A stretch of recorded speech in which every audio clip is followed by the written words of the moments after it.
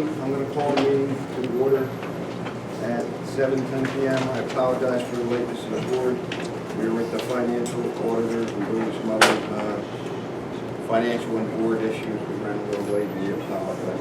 I'm going to ask Doris Nielsen to call the roll. This meeting has been called and advertised in accordance with the Sunshine Act of July 3rd, 1986, PL 388, number 8465, PS 271, the Open Public Meetings Law, by publishing a legal notice of all meetings of our full board, both special and regular. Public agency compliance statement. If any contracts are awarded this meeting or prior to the next meeting of the Philadelphia Academy Charter School Board of Trustees, the awarded company/firm will be required to comply with the requirements of Public Law Title 62 of the Procurement Code. Can y'all call roll? Anthony Boyle. Here. Mary Deisler. Here. George McClay. Here. John McGrody. Present. Doris Nielsen here, and Robert Sullivan is absent.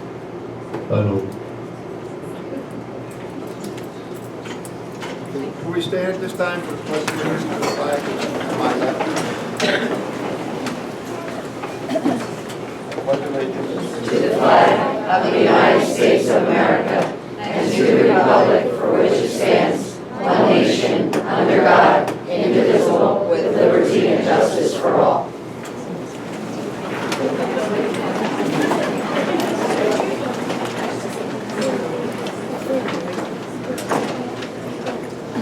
time of the agenda, approval of the minutes from the last board meeting have been provided to the board of directors.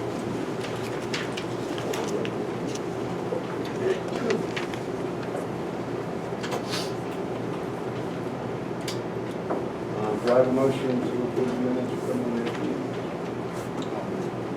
Motion by Boyle, seconded by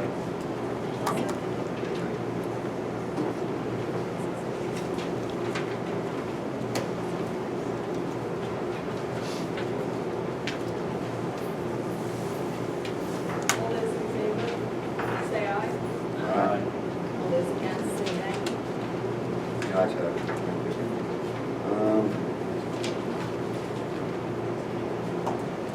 The opportunity for public comment on agenda items will only be provided at the boarding at the beginning of every regular Board of Trustees meeting. We're not going to adhere to the time limits. We are going to, ask that you be brief, but we're not going to adhere to time constraints at this time. But the board is in favor of transparency and we want everybody to have a full opportunity. At this time, I would ask for the CEO's monthly report.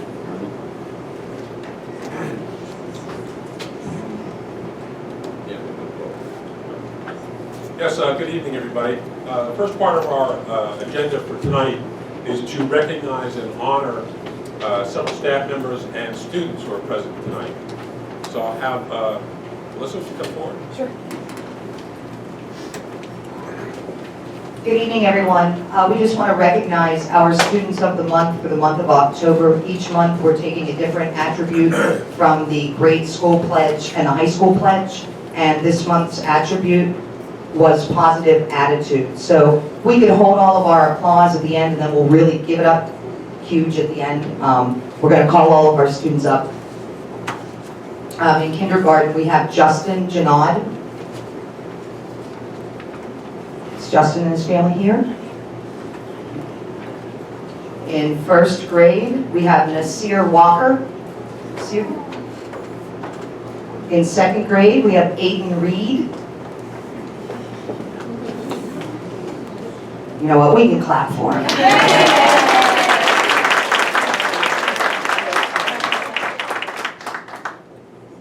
We have in third grade, Sarah Murray. Sarah with us.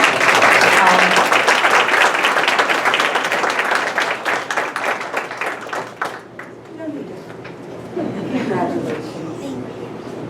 Fourth grade, we have Olivia Kearns.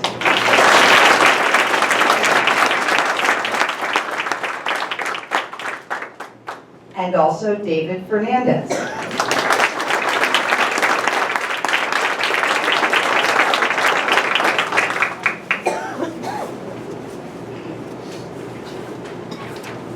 We have 2 in 5th grade as well. We have Mackenzie Pickard.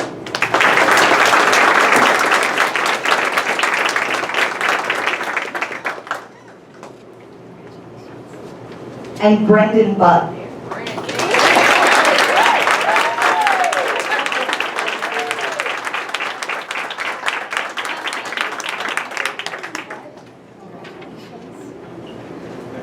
In 6th grade, we have a new 6th grader, Sarah Spade.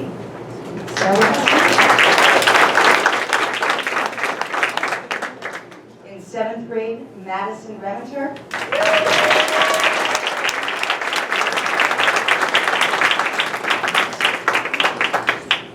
And in 8th grade, Melena Gallagher.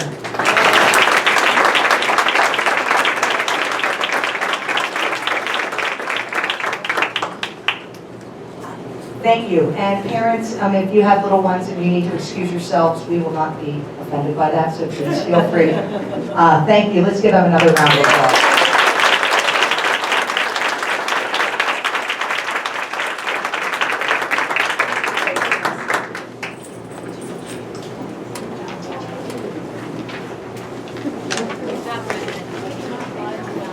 Additionally, it is November.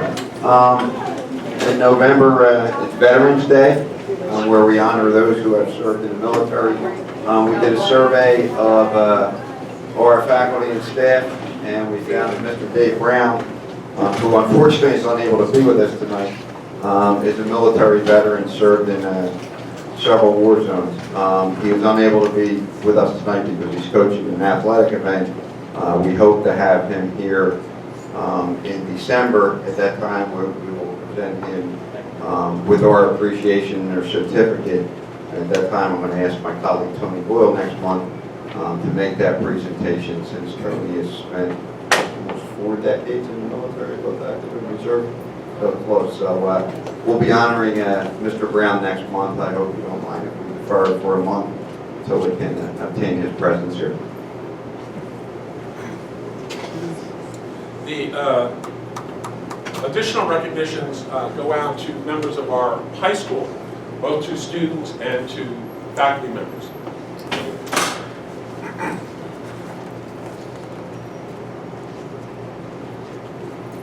Good evening, everyone. First, we'd like to recognize a staff member.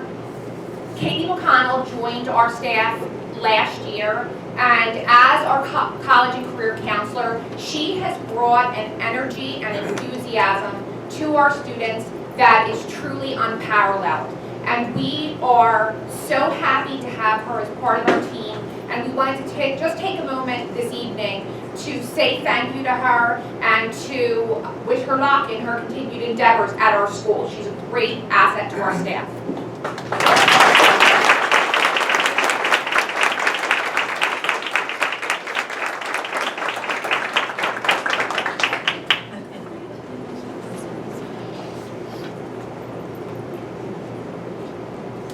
Next, we'd like to recognize 4 of our students. As we all know, this is the season of giving, and our National Honor Society each year really brings giving to the forefront at our high school.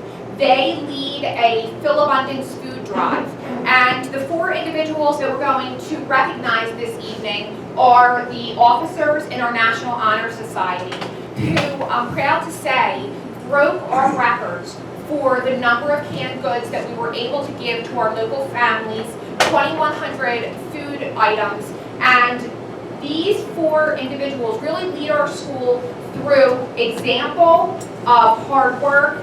They're dedicated, and they're genuinely kind-hearted, good people, which is what we strive to see in our high school students. So the president of our National Honor Society, Jacqueline Orth,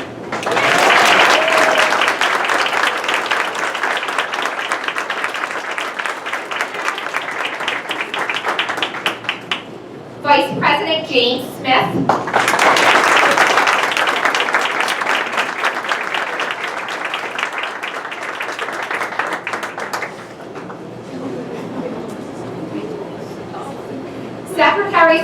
Ahmadzai.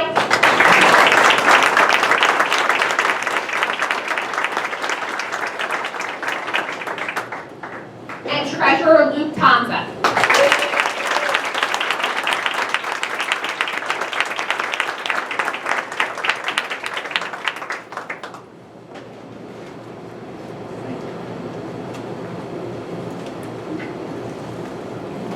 The next part of the agenda includes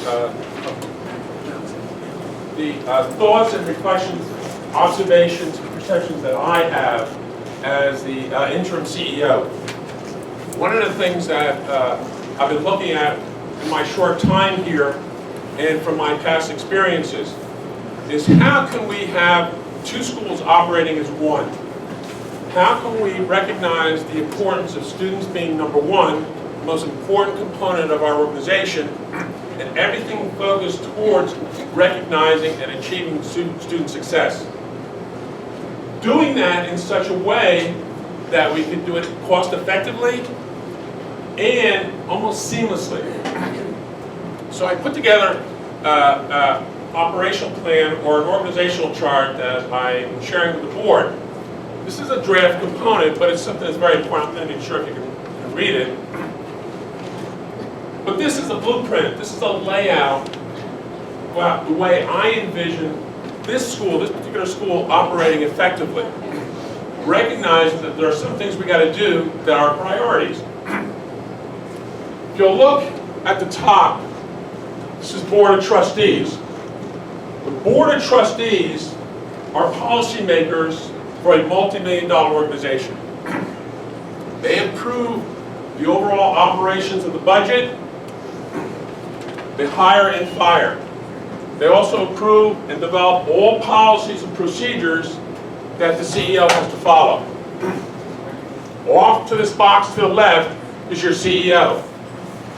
The CEO would have two direct people working with him. Our data person, who does all the data collection. In Pennsylvania, we do have an extraordinary amount of data that has to be submitted on a regular basis to Harrisburg. That, and also a clerical support that's focused in on human resources. Everything and anything related to human resources. From the hiring to the firing process to the maintaining, all aspects of human resources. On the other side of the board, responsibilities include your solicitor or board attorney. Every governing board has to have an attorney who's utilized for legal advice and consultation. Additional board consultants be anything, including, for example, auditors. John had mentioned we were late at tonight's meeting because we were receiving the audit report from our hired auditors who look at the fiscal year last year. The financial manager, that's Michael sitting here in the end, who manages all the funds, money coming in, money going out, and the clerical support for that position. Now, coming down directly, I see five operational directors. A principal on the elementary level, a principal on the high school level, a director of special education, and I'm still not quite sure about that title. Okay, we have to tweak that title. I'm not necessarily sure we have to include special in there, but more reflective of the role. A director of curriculum, new position. The purpose of that is to focus all the energies on what the school is all about. Curriculum, program, are we up to speed, are we up to date? At a faculty meeting, I mentioned about schools now no longer having snow days. They no longer have snow days because distance learning. There may be snow, but kids can still have an accumulated counting day based on the idea that they're connecting with their teachers through the internet. That's progressive, that's up to date, that's modern. We have to stay current with that. One of my concerns has been when I asked about graduates of PACs. Now, we've been around for a while. What are our graduates doing? We don't know. I'd like to know what our graduates are doing 5 years out, 6 years out, so on and so forth. Find out exactly, were we successful with them in giving them a quality education? If not, what do we have to change? That should be reflective in our curriculum and program. So Director of Curriculum and Director of Operations. The principals, I really want to focus in on as instructional leaders in and out of the classrooms, presenting up-to-date, state-of-the-art approaches and techniques related to the instructional practices from all our practitioners. The evaluation process.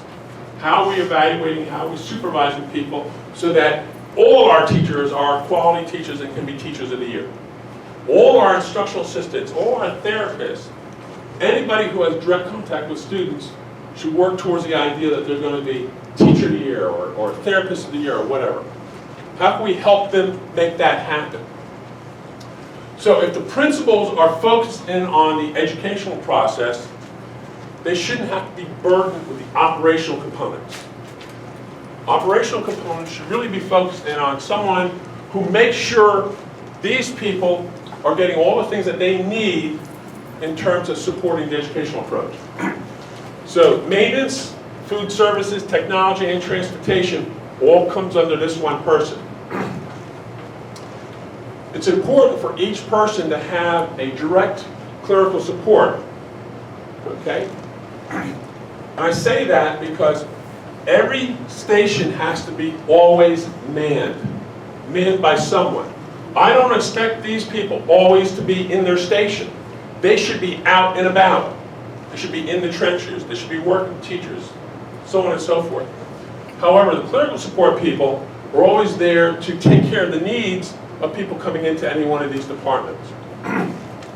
That's very, very important, okay?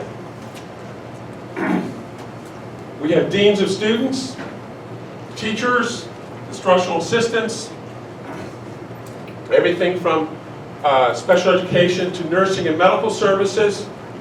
It's all outlined here. As part of this process, I would make the recommendation to the board that our 7th and 8th grades be moved over to the high school. That, in fact, we balance our student population.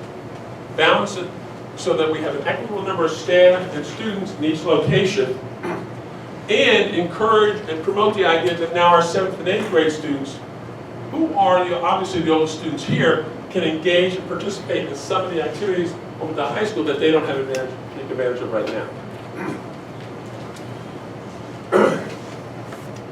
In addition to this, I see in an evolutionary process where the deans of students become assistant principals. They have the ability to supervise and evaluate.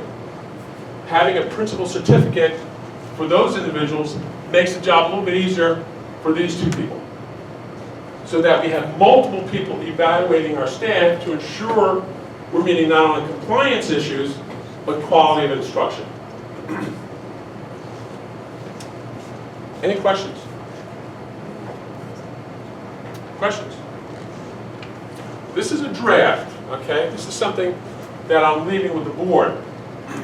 My time here is almost up, okay? However, as an outsider and having the perspective of almost 40 years in education, 16 as a school superintendent, I know what works and what doesn't work, okay? I know it can be very, very effective in terms of the growth of a school. One of my concerns has been the future of education. Funding. We know we're $2 million short right now. Our auditors told us that we can expect a $900,000 shortfall from now on because of the PSERS, the insurance, not the insurance, the retirement plan. How do we manage that? One of the components, in addition to this process, is operationally on a government end. Our governance end, we have our CDC. How can we impact better for that organization, that nonprofit, to support our school? They do it now in terms of the lease agreement and the mortgage that we have with the high school. But there's nothing stopping them from being a funding agency for us, raising monies for the school. Just a matter of getting the right people to serve on that committee to support us. It's going to be interesting times ahead, extremely interesting times. We want to be ahead of the curve as opposed to behind it, playing catch up. Okay. We don't want to be just reactionary in terms of putting out fires. We want to try to get ahead of the curve. How do we put a few things in place to make that happen? It's going to be up to us to do that. Everybody. Okay. I used a word earlier called practitioners.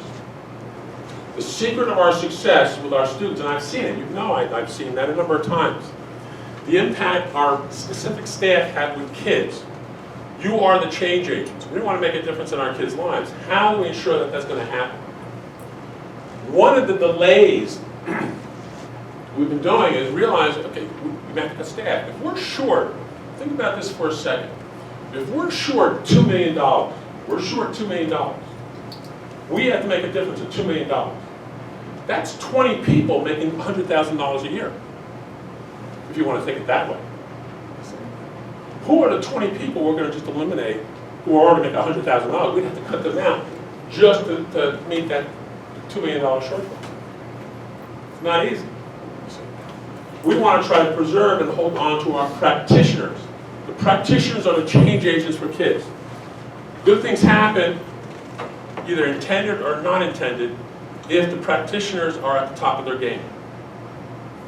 I've seen enough classroom instruction and walking around the hallways and peeking in that the beauty of this school is the fact that good things happen in the classes and you're change agents. How do we ensure that change agents have everything they need in order to meet the needs of the kids in the classroom? So when I talk about people's roles, when I talk about the importance of a director of curriculum, it's like, okay, if I wanted to look at our curriculum right now, it's scattered all over the place. We have the Common Core coming now. We have new testing requirements coming. Higher expectations and standards for all our kids. How are we going to meet those? How are we going to coordinate that effort? In addition to life skills. So we have to be conscious of that. We're going to be ahead of the curve as opposed to behind it. And how can we consolidate where we have to consolidate, maybe redoing the not non-essential, but those people who are not practitioners in terms of their roles in the classroom, because our hands are tied in terms of budget issues. Any questions? Board, any questions? Okay. Speak up already. We have, when I mentioned about the CDC and converting its role, okay, to a funding support agency for this organization, the secret to that process, if they're going out to looking for people with deep pockets, is they have to sell us. They have to sell us. You know, what is it about us that people want to donate to support us? And what are those 5 or 6 things that make us exceptional? Not status quo, but exceptional. One of those things are, I think that we certainly respect, not that we're all a bunch of old fogies, but I like the Halloween parades. I like parents coming out and spouses and family members coming out to a spaghetti dinner at the high school. I like the idea that there's a camaraderie, there's a spirit of we want to do what's best for our kids. It doesn't make any difference who the kid is. It could be a 5-year-old or a 21-year-old special needs kid. It could be a general ed AP kid or a special needs kid that's in crisis and needs us.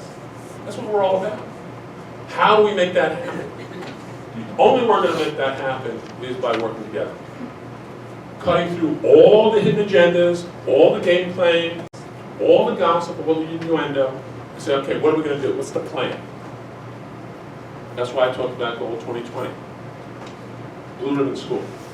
How do we put ourselves in a position where we can get there? Yes? I mean, if this org chart was applied against the school now at its current staffing levels, how would it impact it? Is those growth? Is that reduction?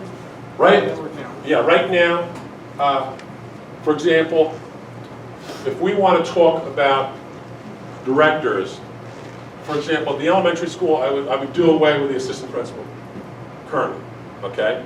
So that's one administrative position, 1-for-1 type of thing, okay? Right now, we have a maintenance director, we have a technology lead person, we have a transportation director. So in essence, that becomes 1. Right now, we have five clerical support people, okay? There are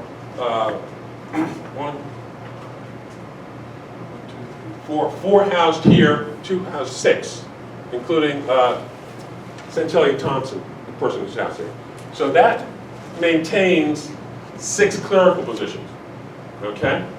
What I would look at with the Director of Operations is having 2 part-time that would overlap a little bit, but mostly spread the day out. So for example, the 2 clerical would only be part-time, but one would probably start around 7, work till 11, and the other one would probably come in at 12, work to 5 or something like that. So, ballpark, like in net savings in the school, if this was applied, There would be a net savings, yes. ballpark? I haven't gone that far. That detail. The idea is that really focusing on a glue that binds, you see. So, and someone who, the spirit, the passion, the enthusiasm for any one of those areas. That's why, for example, the principal of the high school. I sit in a high school, I have an office in a high school, but I tell Megan, it's not my building. I'm not in charge, it's her, she's captain of the ship. You see. She's got to run with it, it's her school, okay? I have a different role to play, but I'm not running the school, she's running the school. That becomes very, very important. So if she's taking that opportunity to run with it, she'll go with it. That's opportunity to lead. Same thing with all these other areas. Create and I put together a position paper on curriculum and programming, give that out a couple months ago, where we have to go, because we're not there. We don't have a 5-year curriculum replacement plan. How do we stay current? How do we stay up to date? And so on and so forth. Does a board approve all our textbooks? Do they know what we're teaching? Do we approve the curriculum every year? That kind of stuff. And then where do we want to go? And then let's really start looking at assessment and testing. How much testing are we giving? How much testing are we doing? How much data are we really using that's affecting change in instruction? By having a person like that, they're the guru for that. They love that. They're focused in on that. And they lead the direction. Same thing go with professional development. I did a survey for the faculty on the school calendar. We have a whole bunch of half days. Half school day and half professional day. The vast majority of people don't want the half days. They'd rather just do a full day type of thing. They feel it's chaotic, it's too crazy. Those comments I got back from the surveys that you guys gave me on Tuesday. It's the idea, no, I'd rather have either a full day of instruction, because it messes up the schedule too much, or let's have a full day of professional development, really get some things going.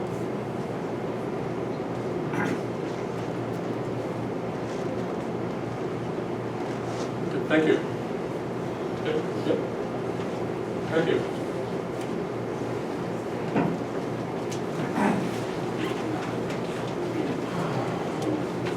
Thank you, want to see report, thank you. Any questions or concerns?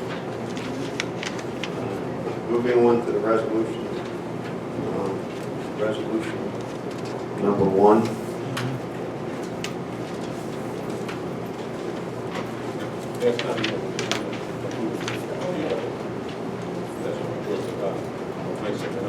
I'm sorry, we're not going to go into the resolution. I'm going to turn it over to Mike for the financial report, as I stated. The board met earlier with the outside auditors that were obligated by state law to have an audit once a year. The audit has been ongoing for several months, and I'll let Mike talk about more of that and the finances. I'm sorry, I am speaking out of turn, so I do apologize, but I want to let everyone know that this was just presented to the board tonight. So I know that everybody's going to get home and to be very upset and feel that this is set in stone and you're losing your job. And I don't want anybody to feel that way. I don't want you walking out this door feeling that you're losing your job or someone's being eliminated. This was just presented tonight, and it is, Ernie has put it together. This is how he sees the future of the school going, but the board has not discussed it. Are there any questions? Thank you. Thank you, John. So as John alluded to, the audited financial statement and the draft on 9/90 was presented to the board earlier this evening. There were no findings in the audit to speak of. And the school is on good sound financial footing right now. I didn't bring a resolution to the board this evening. I thought it was important that the board had time to digest all the information that was presented to them in executive session, not just the audit report, but also the tax 1990, which nonprofits are required to file. We will bring a resolution for approval next month. As far as the financial operations report, cash increased month over month by approximately $47,000. There was a reconciliation of our primary revenue from the school district of Philadelphia. There was some problems down at the district with their school computer network.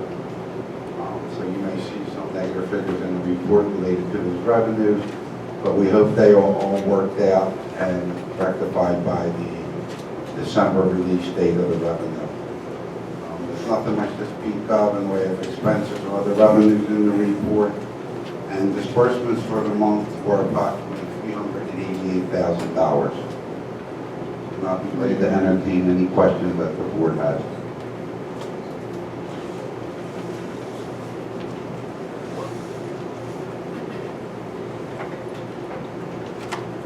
Thank you. Along with the finances, the finance committee is doing a lot of work. I don't know if you have any mistake, Mary, on the financial side. No, not at this time. Okay, thank you. We're still looking at everything in the school regarding finances. On to the agenda. Resolution 20-1 is not going to be heard because it wasn't before tonight via the CFO. Let me do a home and school impact commission report before we go further. Is there a home and school report? Oh, Do you want to read it, or I can read it? all right, can you? No problem. The home and school report, and home and school, Kim Burns sends her regrets not being able to attend. Thanks to everyone for participating in the Scholastic Book Fair. They raised $3,000 in books and supplies for the library and classrooms. The home and school is hosting a breakfast with Santa on Sunday, December 14th at the Applebee's on Roosevelt Boulevard from 8 to 10 a.m. Additional information can be found on the website under this week's communication envelope. Family skate night was on November 9th. It was a nice family get-together. Next up is the holiday shop during the week of December 8th. Happy Thanksgiving and the best wishes for a wonderful holiday season. That is the home and school report. The parent advisory council report. Listen to the report last week. Okay. Do you want to do it? So, I don't Oh, really, yeah. honestly, I don't have the notes in front of me, so I okay. apologize. That's okay. High school, home and school. She's absent. She's absent. Okay. Back to resolution 20-2. It's a resolution authorizing the Philadelphia Academy School Board of Trustees to provide an approved professional services contract for a school physician. This is required, and it's a one-time fee of $1,000 for Dr. Wood to consult for the medical care of students and to consult on medical protocols and other things we need here at Philadelphia Academy. You said this is required, Yes, the doctor positions required. They have to approve all medical protocols. Okay, all right, thank you. We pay that. Yeah, we have a school nurse, but this is required pursuant to school law in Pennsylvania. I'll entertain a motion to accept. I'll make the resolution. I'll make the motion for the resolution. I have a second. Seconded by Nielsen. All those in favor signify by saying aye. Opposed? The ayes have it. Resolution 20-3 is a resolution regarding two terminations, and it's also one in transportation and one in an aide position. And the other is a new hire of Caroline Pega as a substitute nurse at the high school at the rate of 170 hours per day, 4 days per week.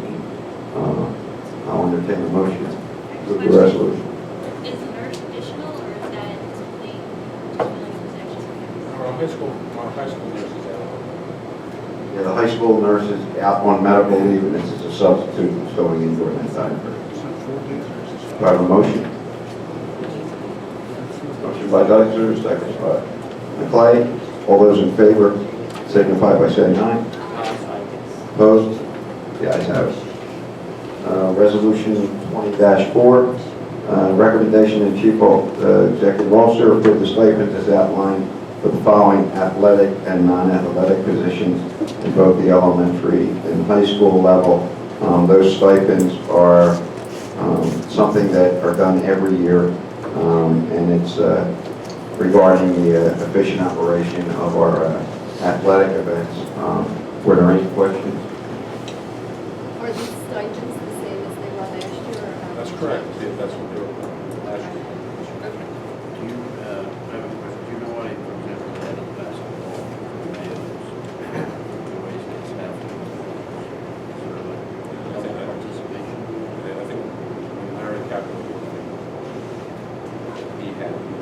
Has anybody looked through these figures this year?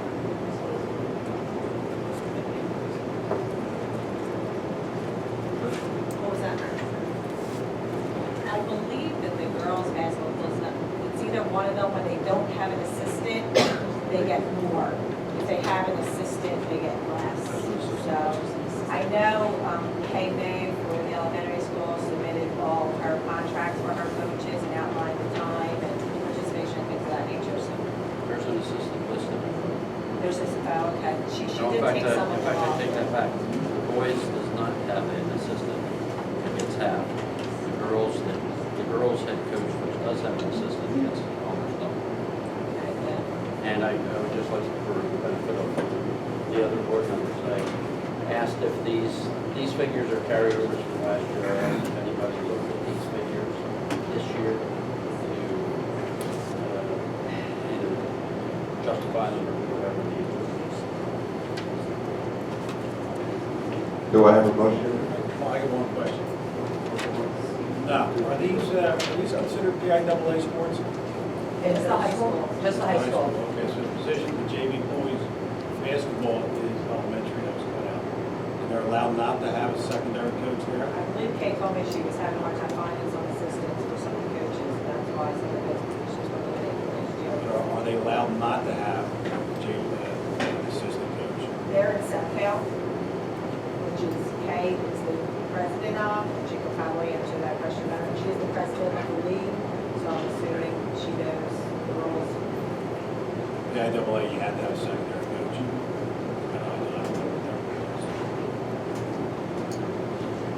Yeah, we'll have to ask Kay. Seems like there's Okay.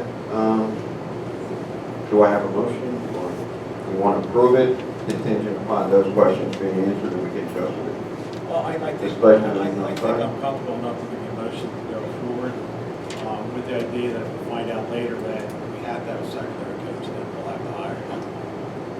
Jack Smith is here, he was the athletic director Okay. of the high school, he might be able to answer that question.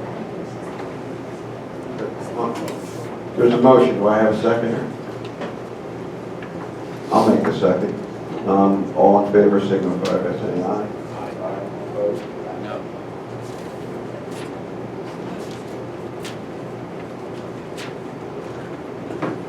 All right, that does not pass. 20-6. This is upon job descriptions for the following positions of security director, transportation manager, dean of students, school psychologist, and school nurse. We have formed a policy and personnel committee on the board. It has come to the attention of the board of trustees that a lot of these positions in the school are not clearly defined. I'm going to ask Ernie to speak to this just briefly on these positions. We're just in the process of cleaning up a lot of the procedures and protocols, policies, which includes job descriptions. So we've been working through this whole process, starting with the CEO position. That was the first one the board had looked at and approved. We do a 2 reading, it's like board policies, first reading, second reading, second month. And we have a number of different job titles. We just want to make sure that everybody who has a job title has an appropriate job description before they do their duties active.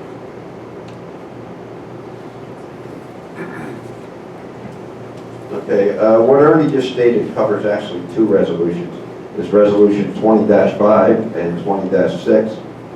I skipped over 26. 20-5 also covers job descriptions for teachers, special education teacher, instructional assistant, behavior management specialist, and team leader.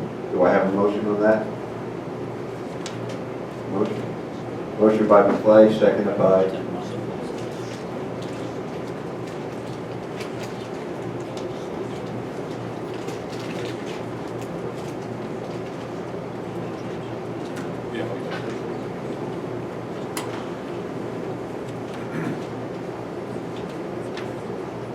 This is the first reading of the job descriptions. It doesn't mean that anything is occurring.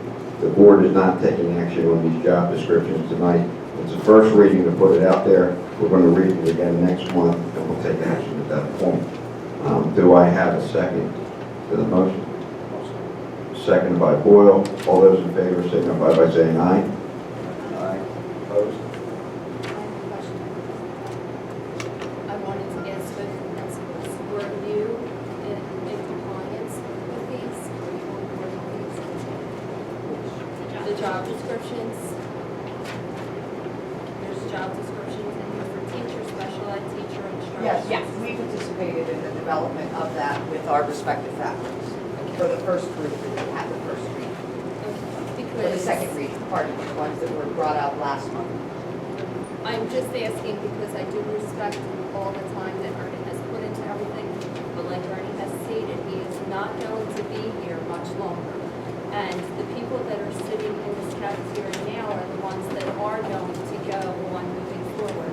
So I want to make sure that the people who are sitting here are in collaboration with what we're doing moving forward.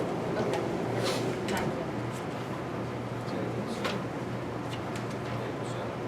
Well, I think we have to vote on the motion. Yes. Aye. All those in favor signify by saying aye. This question? Oh, the security director, is that a new title? No, that's a title. That's an existing person. That's Mr. Moon. That's been our security director for Okay, I didn't remember being 10, a 12, director. 15 years. Okay, I knew security, I didn't realize his title was director, that's all. Aye. Okay, do I have a motion? I have the motion. All those in favor signify by saying aye. Opposed? The ayes have it. It's unanimous. 20-7. Yes. This will be tabled until next month. It's a resolution to adopt the bylaw regarding the makeup of the board, and it's basically meant to address parent terms.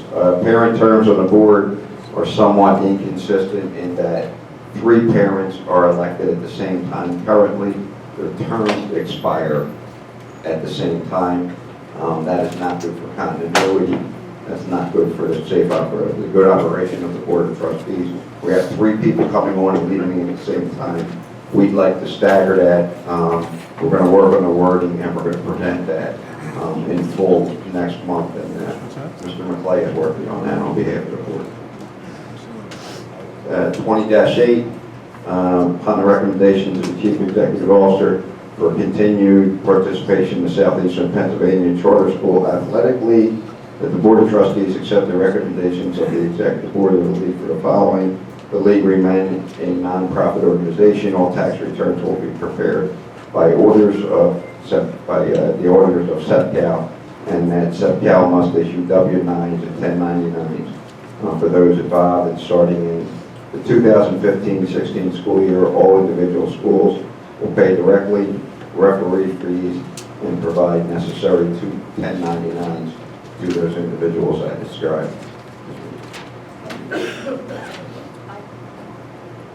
Is there a fee associated with this? We pay, It's a yearly. Shouldn't that be on the We- resolution? no, we pay a yearly fee, you approved it through the budget from last year, to membership for this organization. This is a conference for our middle school students, our elementary students. In the past, this is the organization that Trish had mentioned, that KMA, one of our faculty members, was president of. She had found, prior to her taking over the presidency, some discrepancies about the payment to referees. A lot of referees work and they're not given 1099s. And for fear of the league getting in trouble, we will no longer pay a certain amount of fee in the future, next school year, to the league. So the league will be a conduit to pay the refs for their stipend, their payment for reffing a game. We will do that directly. So in essence, next year's fee for membership to SEPCAL will be less than it is this year. We'll still have to pay for the refs, but then we also have to take care of the 1099s for all those over $600. Okay, Does that kind of answer your question? No, it says we're approving the participation, so my question is, what is the fee to be It was in about participation? $4,000. $4,000. And some change. Shouldn't that be on here? No, is it's my a- question.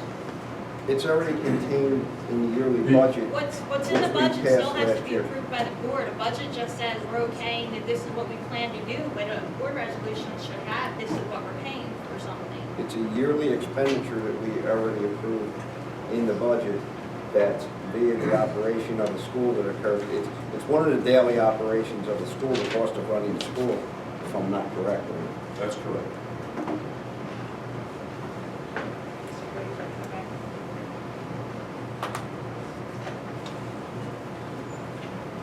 Do I have a motion? Motion by George McClay, who's also a referee, not in that league though, right? Do I have a second? Seconded by Boyle. All those in favor signify by saying aye. Opposed? The ayes have it.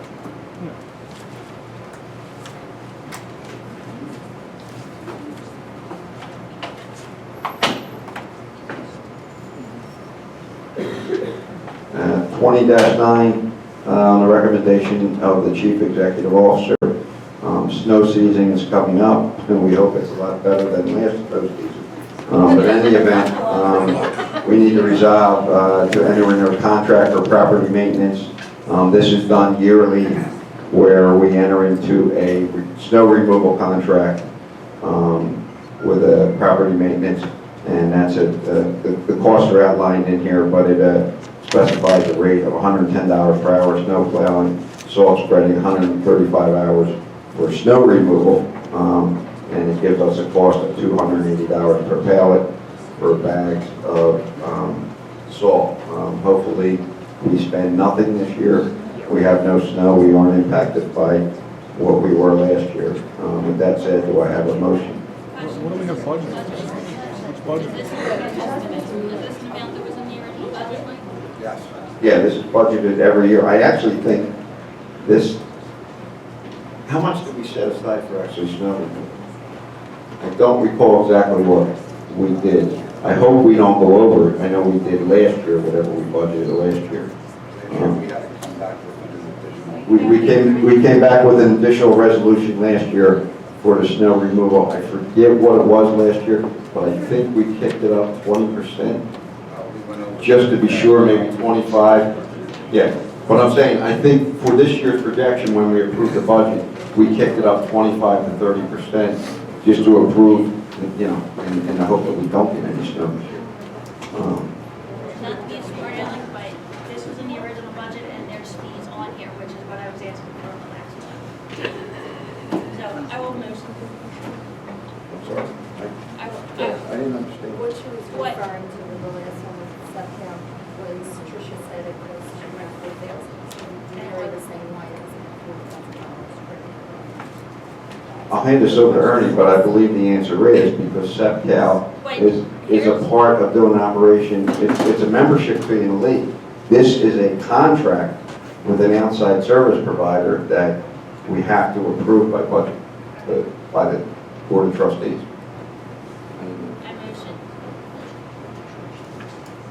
I'm not, I'll motion. you making the motion? I'll make a motion. Okay, thank you. I'll second it then, you make it. All those in favor signify by saying aye. Opposed? The ayes have it.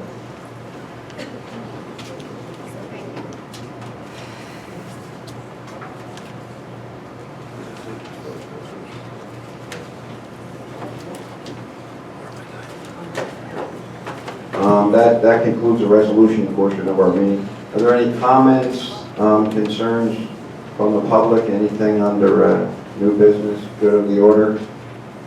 Ma'am? My name is Diane Mooney. I'm a third grade teacher in the school.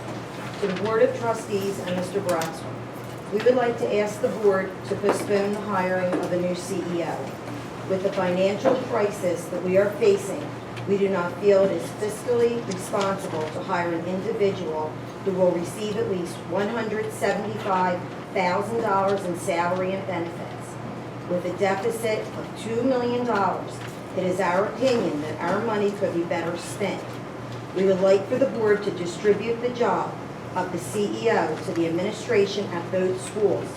The board could name one of these individuals to represent our school in official business. In January 2016, the board can then determine if the CEO search needs to be resumed. Our school has been downsized to the bare bones over the last few years. We need the present staff to provide the services that our children deserve, and they are entitled to these. With the savings of over $175,000, we will be able to continue our commitment to excellence. Decreased staffing would greatly impact our curriculum and the ability to serve our students and their families. Thank you for letting us express our concerns. We are grateful to work in an environment where our voices can be heard and respected. You have 44 signatures, and most of the people are here tonight. Thank you. We will give this due consideration. I'm grateful for your participation. I'm most grateful that you believe we are operating, this board is operating an environment where your voices can be heard and respected. We are in the midst, we're going to have to consider this, we are in the midst of a search for a CEO. We've had several search committee meetings with various people involved in the PACS community to find a new CEO.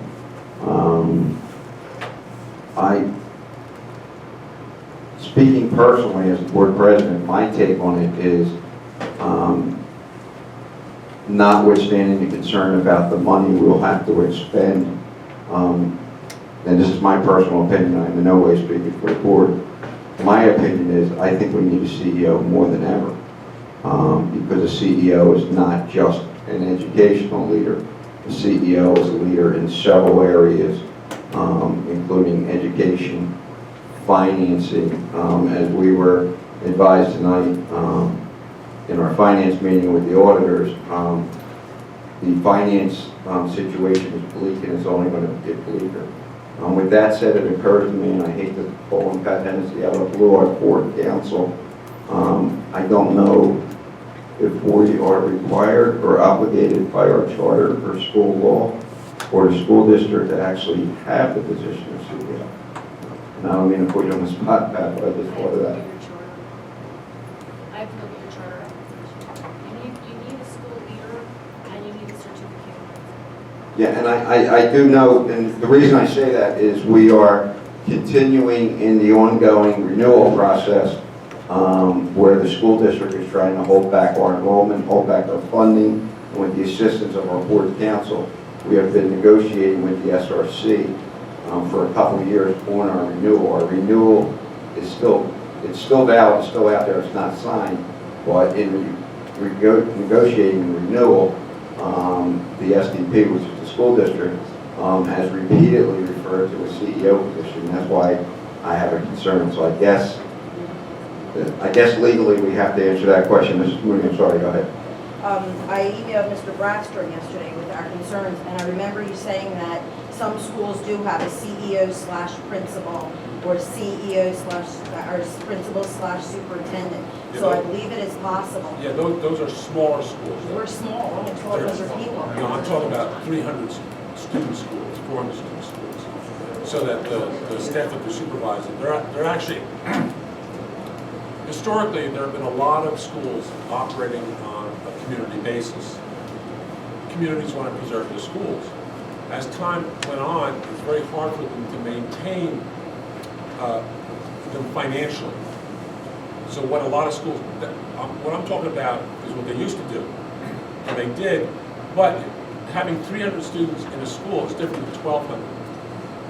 Having 16 staff as your total staff is different than 150. What a lot of schools are actually doing now is they're sharing, they may share the CEO. So they may take, in fact, a superintendent of schools could be a superintendent for 2 districts. They split their time between the 2 districts. Or a CEO can do the same type of thing. But there is a difference between our program, which is 2 locations, with 1,200 students, K to 12, as opposed to a school that is just 9 to 12 or K to 5 or something like that. That's all. Are there any other comments from anybody on the board? This is to Mr. Thompson. I'm not sure if I got this correct. Did you say that we were financially sound after meeting with the auditors? Yes, at the end of June 30th, 2014, our books were financially sound. What Mike said was at the end of 2014, June 2014, our books were sound, and I don't know if you want to comment further.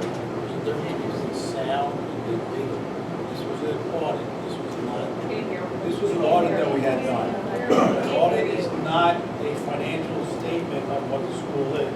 The audit is, they come in and they say, all your financial accounting principles are sound, it's by the law. That's all that we got tonight. They did not say whether we're in great shape or whether we're not in great shape. That is something for Mr. Thompson, who is our accountant, to talk to us about. Keep in mind, the audit, again, was in June 30th, 2014. The majority of your revenue reductions came in July 2014, when just past the audit period. However, it is noted in the audit report that those revenues are gone and will not be back.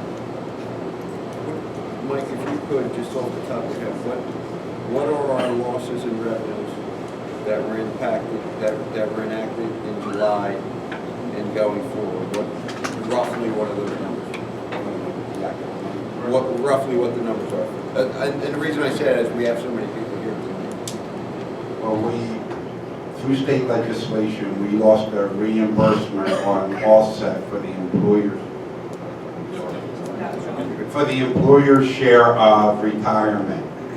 We used to receive money from the state of Pennsylvania at almost a 70% rate. We lost $1.3 million on July 1st, 2014.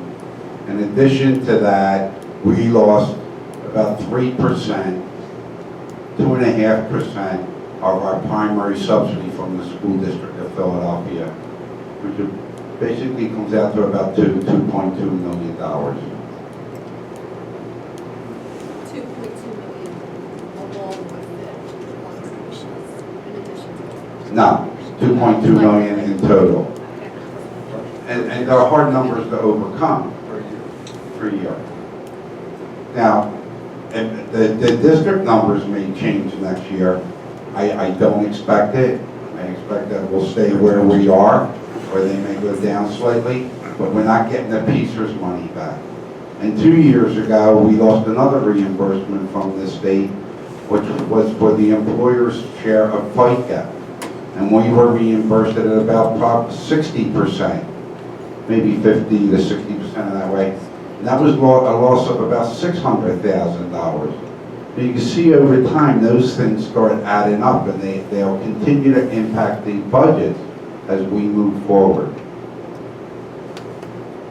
So yes, on June 30th, 2014, we were still sound, but on July 1st, 2014, We were notified of major revenue losses that we are trying to overcome.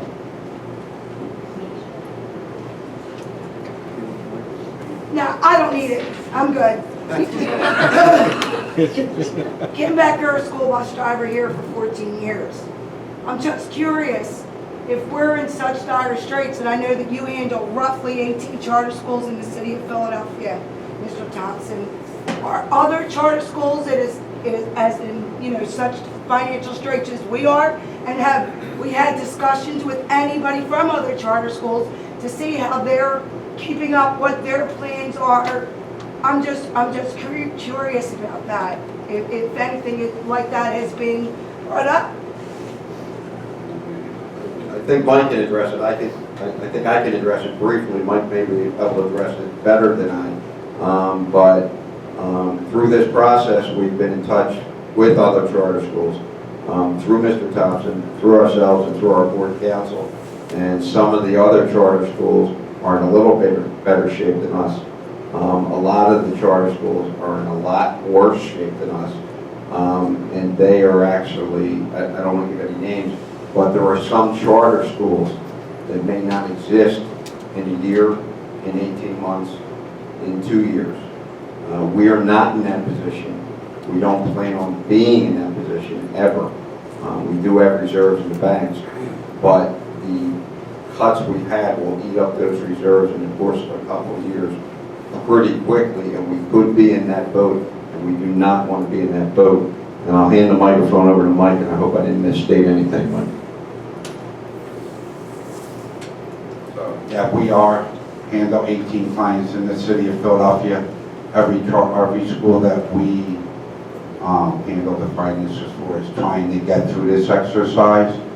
The only schools that aren't impacted right now are those that were approved for expansions, so they can weather the storm a little bit better. But I would agree with John's assessment. If something doesn't change soon, or if we don't get the budget adjusted, not just here, but other schools, you will see some schools start to close, especially the smaller ones. They're not going to be able to overcome this. That's basically where we're at.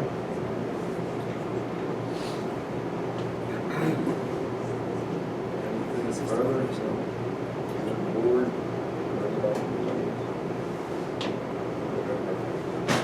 I think that's what Diane was trying to say, is that we are in such financial straits. Can't we use our resources that we have just for now, and maybe for a year, and look at it in a year from now and say, where are we? Do we need a CEO? Do we need to hire outside? Or can we use the people that we already have?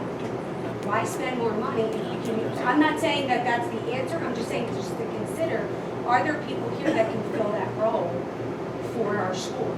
Yeah, I gave you my personal opinion on that. I think Mr. McClay wants to share. I look at what our CEO was. That's not what we're hiring now. Right. I look as a CEO, as a cheerleader, and getting out there and raising money for the school. So I can't see if you want to hire, if you want to use one of our two principals that are here to fill in as that CEO, and still expect them to run the school. I expect the CEO to come in like they do with American Red Cross, Cerebral Palsy Organization, all those organizations. They're out there selling our school and raising major dollars. That's what we look at as a CEO. That CEO that we had before, I was the biggest critic of, is not the CEO that we're looking for now. and on that, there's another entity, and I'll continue to say, there's another entity, which is the CDC, which is the Community Development Organization that owns the school and rents the property back. By operational law, charter schools are not allowed to own property. It must be done that way. In cooperation with Mr. Thompson and Board Council, over the last about 4 to 6 weeks, we have been exploring, and our auditors actually agreed with us tonight, that entity can be used as a fundraising arm for the school. It is a nonprofit. We, as the school itself, are not allowed to fundraise. We don't have the 501c3 protection. The CDC is a nonprofit. We are looking to beef up the CDC. They're possibly change the bylaws to add board members to that and get some development people in there and marketing people in there to sell the school. I don't mean to sell the school literally, I mean to sell the school in the community and raise funds through that CDC. That is something we are exploring. And currently there's 3 people on the CDC board. We will be asking the community in the very near future for recommendations. If you know anybody who can knock on the door and get us some money, that's the people we're going to need on that CDC. So, I don't know if anybody has any further comments up here. Yes. I can understand, Wendy Bird, I can understand how the teachers feel. I empathize when they say, but I also, to just elaborate on what Mr. McClay said, is that what I see as CEO is a necessity in this school only because of the history of the school. We've always seen both schools as separate entities. We need that one person that sees the school as a collective school from K to 12. That's the vision that was intended for PAGS, and that's what the charter was written for. I believe that $175,000 is a lot of money, but in the long run, every functional, successful organization, whether it's a school or a business, has definite job descriptions. And I believe the CEO is a job description that has specific duties. And when you take that description and split it with another description, like a principal or another administrator in a school, you are dividing their attention. And I think that as a CEO, it's necessary for this school to put their full attention on the sole goal of moving this school forward. And the only way we're going to do that is have one person that is a liaison amongst the administrators, amongst the staff, and it is an advocate for the students, just like the teachers, the advocates for the students. And I feel that by pushing for a CEO, someone that can individually push for the furthering of the school, just like the dynamics that were presented to us as job descriptions, is necessary for PACS to survive. You can't have individuals, administrators in a school that has divided attentions. Divided attention, am I running a school or I'm looking for the financial future? CEO has multiple responsibilities, not just a human resource person with the staff, but is also handling the financial situations and looking forward to the academic and the programming and helping that move forward. That's one of the things that PACS has to do in order to survive. It's not even just about the money. It's about meeting the test scores, making our children successful in the future. So I think the sacrifice of the $175,000 is worth it to have that one pivotal person in place. I'm not disagreeing with what you're saying. I'm respecting your opinion. But what I'm saying is that you have to have a leader that is pointed to as a person in the organization that's going to move us forward with the help of everybody underneath. And that's what the chart stood for. That's what I saw, that organizational chart. That was the foundation that was helping the leader move the school forward. And I understand that it impacts all of you. And I understand that there's fear of job. But I think we take a greater risk by not having a CEO, and that the future of PACS would go down further without having that CEO. No, she said it very well. You agree with her? Amazingly, can you believe it? So you guys, based off of the requirements that George outlined of what he envisions a CEO, I think you have a very specific type of candidate in mind. Finding that right candidate is probably as crucial, probably the most crucial thing. Based off of what you've seen so far as candidates, do you think that you found the right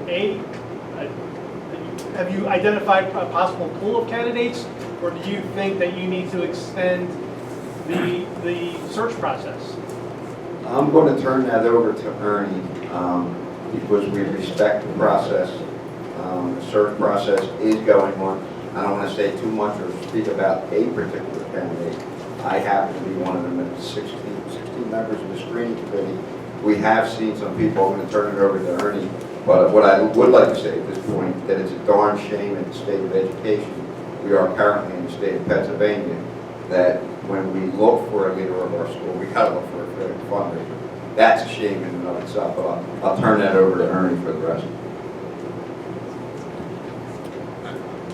I want to stay away from, at this point in the process, to get too much into the weeds relationship to any of the specific candidates. I will tell you this, there were 46 people who expressed strong interest. 39 actually applied. 7 did not, based on the type of questions and the history of the school. We do have some baggage. We want to overcome that. But it takes money to make money. You could offer a CEO position for $100,000. Who are you going to get? You want to get the best and the brightest, someone who's going to be committed, someone who's going to, with the spirit and the passion that was intended for what Philadelphia Academy Charter School stood for from the beginning. That's why I constantly mentioned about the mission, the true mission of the school. Let's get back to that true mission.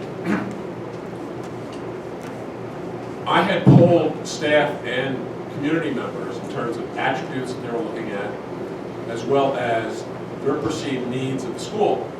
Compiled those results, that was also put in the hands of the screening committee. The screening committee looked at those in terms of also shaping in their mind's eye the type of candidate they're looking at, in terms of recommending they go on to the next step of the process. The process will include not just interviewing candidates, doing a paper screening, looking at their paper, but also reference checks, making phone calls specifically to references, and also site visits. Board's going to go out and pay a visit to the existing place where those people work and get a lay of the land. Do I feel it? Do I feel like the energy, the passion, the enthusiasm? Do I get an honest spiel from somebody if they ask a few questions, that type of thing? That's all part of the process. And then, keep in mind that the person at this level, they are also interviewing the school. They want to believe that the school has potential. That's why I'm pushing the whole concept of let's reach for the mountain. We're working towards the mountain. We want to get to the mountaintop. If you're getting somebody like that has that vision, that plan, but they're constantly looking over their shoulder at the creek rising because they're not in a trusting environment or an environment with integrity and so on and so forth, you're not going to keep them. You get them someone, they'll leave right away like that because we get a feel. That's why it's so important that we as a family, and I keep using that term family, all the stakeholders, prove ourselves worthy of an exceptional candidate. Then that exceptional candidate, with all the skills and attributes, will take you to the next step. As like John said, you have to go to the next step. There's a lot of uncertainty in education right now, specifically when it comes to funding. You have the benefit of all your benefits being paid for. That doesn't happen in any district now. It used to be, but you got a lot of districts. Faculty members and staff pay 40, 50% of their benefits. So if your benefits are $25,000, all of a sudden they're losing $12,000, $13,000 out of their paycheck just to pay for the health care benefits. That's what's happening out there in the real world. They make a lot more money. They get raises. Not necessarily. That's a misnomer. Believe me, I know the salary slips here, and I'm working in a whole bunch of different districts. People, I had 56 1099s last year. This is one 1099. I've been out in a lot of different places. I know what's happening, doing a variety of different things. School superintendent for 16 years. The best thing you have going for you is because we were able to benefit in its infancy what charter schools were all about. Kind of lost that gleam. It's kind of, the shimmer's come off a little bit. We had a lot of advantages. I've written 4 charter school applications. I know charter schools. Don't get me wrong. I know what you're capable of doing. But it's just like when you're asking about what some charter schools are doing, what others are doing, it all depends on what you want to be. Where do you want to put your money?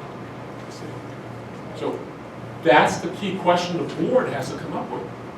Where do we want to put our money? You have a pool of money, that's it. That's why, some of this, cutbacks should have been done last year. It's like Mike said, we knew about that. Holding off, trying to hold off a little bit, trying to preserve the practitioners. And we're cutting little things here, little things there, but that's just putting your fingers in a dike. Listen. Even with, say you don't go with a CEO, you eliminate that. That's $175,000. Okay, where do you get the other $2 million? And what are you giving up? I don't have the answer. That's going to have to be somebody else answering that. But you're going to have to pay the consequences. And it's like what the auditor said. From now on, we just lost $1 million for Pacers. Never coming back. Every year, every short. How do you make up that difference? So whatever we were spending this year, $1 million, next year, we don't have it. What do we cut? Ernie? He didn't answer his question. His question was, out of the group that we have, do you see? Yeah, I don't want to go to that detail. I think we have to respect the integrity of the process. Right, Eddie, I'm sorry. Yeah, you have to respect the integrity of the process. And I say that because you have a reputation, people. Condensation, innuendo, rumor, hidden agendas, it's all out there. Lack of confidentiality. I'm not telling you anything that you don't already know. This board is trying to develop integrity, credibility and integrity. The most important job they do is going to hire a new CEO. It's the most important job they have. It's hiring the right CEO, and then evaluating the CEO. Giving them a clear goal, expectations, let them have the room to operate under, not micromanage, then evaluate accordingly. But we want to respect the integrity of the process right now. The screening committee. I emailed a bunch of individuals interested in serving on the screening committee. I emailed each one individually. Nobody knew who was on the screening committee until that first night. Because I didn't need that going back and forth. Oh, you on the screening committee, so that kind of stuff. We don't need that kind of stuff. The key buzzword is to maintain the integrity of the process. So I guess a follow-up question is, understanding the integrity of the process, is the board prepared to extend the interviewing, the recruitment process if needed? Certainly. That's one of the things they recognize is we don't like who we are. Open it up again. Broaden the search. Do a nationwide search. Look at what are the variables at play. We want to expand the pool set, that kind of stuff. So on and so forth. I think the key here, though, for this entity, this organization, you want somebody that could be here at least 5 years. Now, really, CEOs, superintendents, that's about it. Because they move on. They go to different places. They not necessarily burn out. They're such high energy people that they got to move on. They look for a new challenge. Or if they're not feeling the vibes, they're out. That kind of thing. So there's a certain degree of turnover. That's what you're good people. You're not so good people. They're in like Flint. Hey, I got it good. I'll milk it as long as fundraise to retirement. That's what they think. That's what they do. I don't think that's what you want. Because at the end, who makes out? They make out. Meanwhile, you're here struggling. That's reality. That's reality. Does that help a little bit? It does. Thank you. Not to be a Debbie Downer, but if it comes down to the jobs are going to be cut or departments are going to be out the window, when will that happen? Will it happen? If it is going to happen before next year, will it happen before June? If there are going to be job cuts and people will lose their jobs if it comes to that? Or will it be at the last minute? Will there be notice to those employees that may lose their job? I have to answer the question by saying I don't know, but because we have not arrived at any specific cuts, we have not specified any job is being cut. we are working diligently to make sure that everybody maintains their job. If it comes to that, I will give you a guarantee that if somebody is going to lose their job, we'll give them as much notice as humanly possible. We're trying to avoid the job loss to begin with. I mean, the last thing we want to do is remove anybody from the tax family. And this is a family. Dude, everybody here is valuable, everybody is integral. We're looking at some realignment issues, we're looking at some other issues, but to answer your question, we will give as much notice as possible if that occurs. That's a big if at this point. Getting back to the CEO thing, just real quickly, I think it's important to know where we're at in the CEO search process.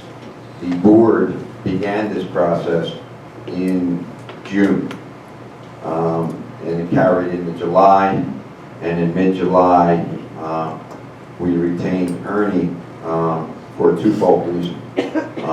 Number one is the main reason we retained Ernie in the services was to perform a CEO search and find the next CEO search. During the conversations with him, we also learned that he could provide us some interim CEO services, and that's how he was retained. From the moment we met Ernie, the three individuals from the board that met with him and developed the plan along with Ernie, we are steadfastly on course exactly where we said we were going to be. We said that we were going to post the job around September or October.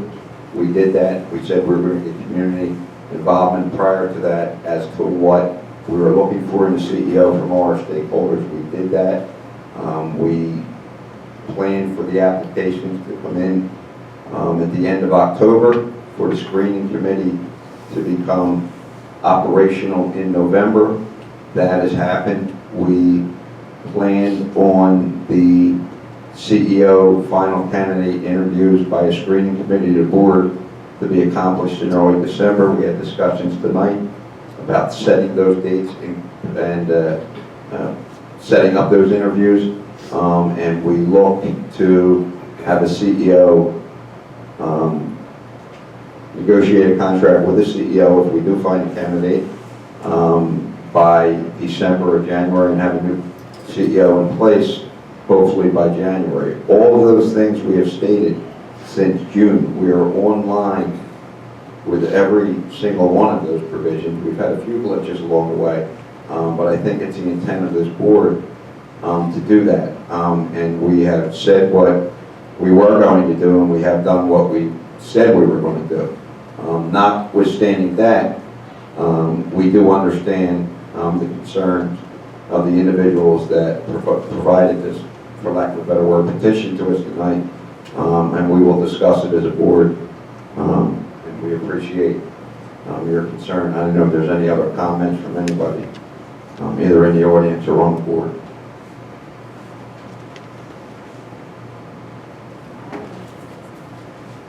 I just want to say thank you to everyone, because I do hear a little bit from this person, a little bit from that person, and every decision that I make and every night when I go to bed and I think about it, I want to do what's best for the school, and I want to try to make everybody happy, which is what we're all trying to do. But we don't know unless you voice your opinion. So I do appreciate everybody putting themselves out there tonight and signing this, and everybody who spoke up, parents and teachers. Thank you. I have a question, but it's not about the CEO search. And I actually had approached Ernie the other day at our faculty meeting, and he actually said it was a question for Mike. Can I just ask it now? You can ask Mike. Continue on. So you all know that we have a ladder as a teacher that when we were hired, most of us, it was a 10-step ladder, and then that got changed to a 20-step ladder. And once it got changed to a 20-step ladder, there were 2 years where we did not get our bumps in the ladder due to issues like we're facing now. This year, I completely understand how everything got frozen and everything's being looked into. My question is I get the whole no raise thing, but our bumps in the ladder not going to be addressed at all again this year. So for like some people that should be at, say, step 10 in the ladder, if that happens again, they're still down at step 7. That's, Yes. that's an issue we've been discussing in the finance committee. Okay, great. And It's being addressed. it's being addressed, it will be Okay. resolved. Thank you. That's still under old business. If you remember about, you probably weren't here, but 3 or 4 months ago, we had a lengthy discussion about that. And that was the freeze, as I took it, was not meant to talk about your steps. I personally want to put steps back in. We froze a raise for the year. That has nothing to do with this. We just finally got this tonight off of Mike Thompson, all right, that everybody now has. I guarantee you, this will be brought up again for the next month's meeting. I hope it's resolved by next month's meeting. Okay, thank you. There is a little bit of confusion. The action we took in freezing 3%. Some on the board perceive that as a 3% freeze or a percentage freeze, and other people construed it as a step freeze. I can tell you that every time I talk to Mr. McClay, either here or somebody else, he talks about the steps. We are, and we weren't sure how it operates. We were given data tonight. We will make a decision, and I'm almost, I think it's that important, that decision, that if we get the data, we evaluate the data, I almost want to venture to say publicly here that if it's something we can resolve, we may even want to do a special session to address that. But I think, I don't know if I agree with George on this, I think it's been going on too long with the step, what the step was versus salary. Thank you. I just asked about the stipends. Those stipends usually go out the first or second week of December. I'm just wondering, are you tabling that until the next meeting? Only because they may not ask it here, but they will ask Mike and I when they're going to get their stipends. And I just didn't know if you're tabling that to the next board meeting, which is going to go past the time that we would normally cut the first. Their stipends are given out December and May. So the December stipends usually go out for the holidays. So I just want to see where you guys were or when that would be decided on. John, at this point, I think I'd like to make a motion that we get together for the next week and settle these 2 issues. So we don't table this for a whole other month. We have to get together and do this and get this done. I have a feeling my wife's objecting that very, Wednesday, but Thanksgiving you dinner. don't vote. So. Thanksgiving dinner at your house. Yeah. I think we, no, I absolutely, sorry for comedy there, but I absolutely agree with you. Perhaps we'll talk tomorrow about those 2 issues. I was going to say, the board is all invited to McGurkey's or something. Yeah. I'm not having it. We'll get together with the board council, we'll figure out what our notification obligations are for a special meeting. We will notify the school via website. I think that's a great idea, George. And can I sleep at your house tonight? Anything other, anything further? Do I have a motion to adjourn? Motion to adjourn by Boyle, seconded by...